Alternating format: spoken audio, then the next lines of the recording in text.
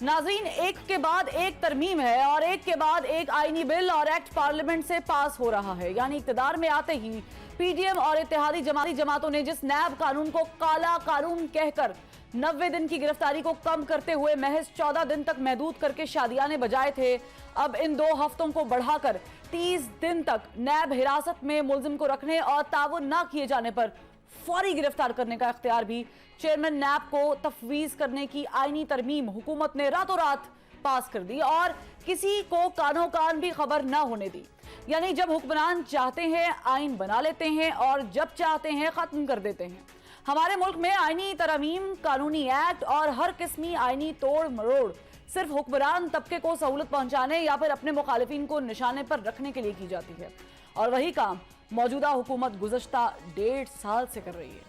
और इस हुकूमत ने 13 माह में 77 बिल जबकि 55 एक्ट कौमी असम्बली से पास किए और इन आईनी या कानूनी तरमीम का फायदा बराह रास्त पीडीएम हुकूमत को मिला।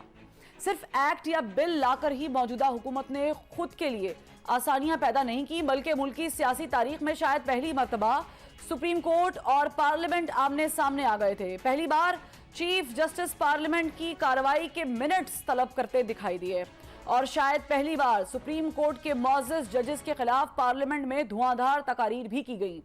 इससे पहले भी शायद सुप्रीम कोर्ट और हुकूमती हलकों के माबैन खींचातानी की मुहिम रही, मगर अब की बार जितनी कन्फ्रंटेशन हुई इसका माजी से मुकाबला नहीं। यानी 2 सूबाई असम्बलियां गुज़श्ता कई माह से तहलील हैं और मुल्क के सबसे बड़े सूबे में इलेक्शन कराने के सुप्रीम कोर्ट के वाज़े अहकामात भी मौजूद हैं, मगर इसके बावजूद ना कोई इदारा ना ही हुकूमत इलेक्शन कराने पर आमादा हुए, बल्कि अफवाहें तो ये भी सुनाई दे रही हैं कि शायद किसी नजरियाए ज़रूरत के तहत अक्टूबर में होने वाले आम इंतखाबात भी मुलतवी कर दिए जाएं। हम जो सुनते थे कि जिसकी लाठी उसकी भैंस, मौजूदा हुकूमत ने उसका अमली मुजाहरा कर दिखाया। बाकी रह गए अवाम, तो अवाम के लिए हुकूमत के पास वादे हैं, माशाल्लाह, नारे हैं, तसल्लियां हैं और मुस्तकबिल के सुहाने सपने हैं। क्योंकि हकीकत यह है कि IMF से कर्ज मिल जाने के बाद अवाम पर टैक्सेस की भरमार होगी, महंगाई की अलगार भी होगी,